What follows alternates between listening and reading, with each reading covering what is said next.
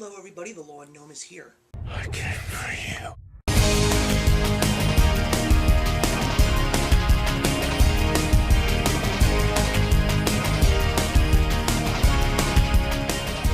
So on the weekend of one of the greatest times in the summer for science fiction and fantasy and comic book fans, you know, San Diego Comic-Con, that little thing that goes on every single year, where we see all of those amazing trailers and sneak peeks for everything that we just crave as fanboys and fangirls. It's only necessary for people who can't go to still try and celebrate in any way possible. So how did I do it? I spent the entire weekend going to see some fantastic science fiction and fantasy. And the first movie that I went to go see this weekend, even though I was a little late to the party because of my surgery and all, and as you can see I'm doing much better, I went to see the third and probably the final installment of one of the better film series that has come out in the last 20 years alongside The Lord of the Rings from Peter Jackson. And that is the Matt Reeves directed third installment of the brand new prequel series of one of the greatest science fiction films of all time, and that is War for the Planet of the Apes. Once again, we have Andy Serkis returning to play the digital ape known as Caesar, and we also have Woody Harrelson, a brand new up-and-coming young actress who was absolutely fantastic, Amaya Miller, as well as Steve Zahn, amongst others. So this movie takes place literally right after Dawn of the Planet of the Apes, which was, I think, still, to this day, my favorite one in the trilogy. And we heard about an army coming from the north to come and take down the apes, and this army is controlled by a ruthless psychopath, played by Woody Harrelson, but there's a little bit more to him than meets the eye as the movie goes forward. And because of a couple of events that had happened, Caesar is no longer the compassionate ape that he was, especially considering the fact that he was taught by the humans way back during the days of his childhood.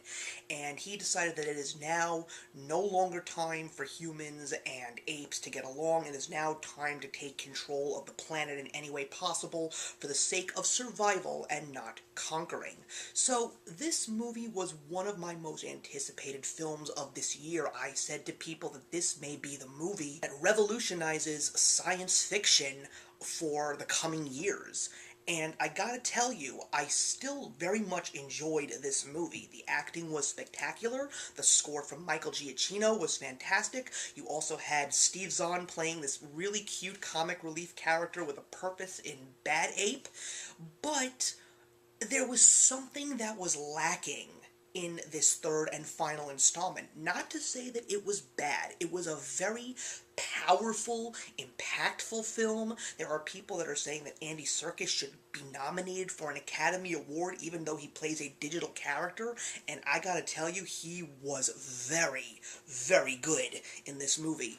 But I was thinking long and hard about why I didn't enjoy this one as much as the previous two, and I think I figured it out a couple of hours later. When you took a look at Rise of the Planet of the Apes and Dawn of the Planet of the Apes, there were many moments throughout those two films where the humans and the apes tried to connect with each other, find a common ground, try to be peaceful amongst each other, and because of that, you saw so many powerful and emotional moments in those two films. In this movie, those shades of gray are gone, and now it's strictly black and white. It's ape versus human, no compassion or dialogue towards each other, no peacekeeping attempts, it's just full-on war. And it's because of that that you lose a lot of those powerful things that you saw in those previous two films. Not to discredit this film, there are some amazing links to the 1968 film Planet of the Apes. Thank goodness I took the time to see this movie very recently for the first time, because there were so many moments in War that were very much tributing to the original Planet of the Apes film, and it made me very happy to see those kinds of things. And when the movie does end, it does end on a very positive yet melancholy note, but it also really does set the stage for what is going to happen when the Planet of the Apes finally happens, when that original movie finally takes place. And do I feel that we need to have more movies in regards to these amazing films that we just saw?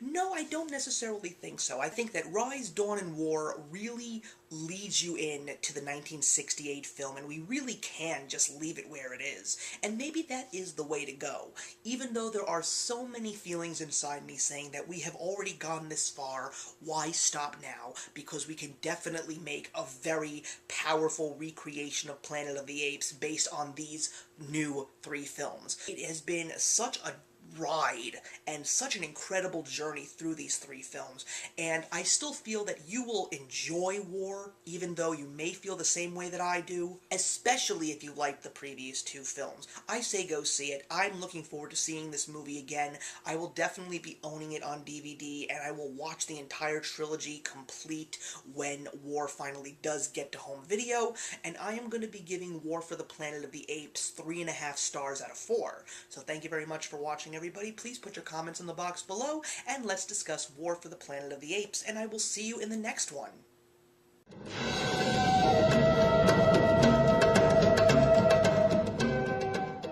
Hey, thank you so much for stopping by my channel today. If you're new here and want to see more of what my channel has to offer, please click on the link to my last video, or hit that subscribe button to be kept up to date with all of my uploads. Content of all sorts is posted here quite often, so trust me, you do not want to fall behind. I will see you in the comments, and actions speak louder than words.